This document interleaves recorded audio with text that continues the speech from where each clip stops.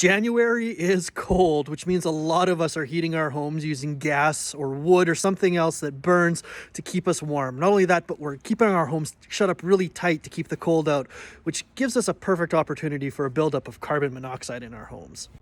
Carbon monoxide is an invisible, odorless gas that can lead to injury or even death if you're exposed to it for long periods or in high amounts. Luckily, there's steps you can take to stay safe. Never leave a vehicle or other fuel-burning machinery running in a garage. Even with the door open, CO levels can build up over time. If your garage is attached to your house, keep the door closed between the house and the garage. Keep appliances like water heaters and furnaces maintained so they don't leak carbon monoxide, and never use a fuel-burning heater indoors. Finally, invest in a carbon monoxide detector for your home. Install it according to the instructions in the hallway outside your bedroom so you can hear an alarm if a CO does build up in your home. Make sure you test the alarm twice a year with your smoke detector and keep an eye on the expiry date, and replace the unit when it's reached the end of its lifespan.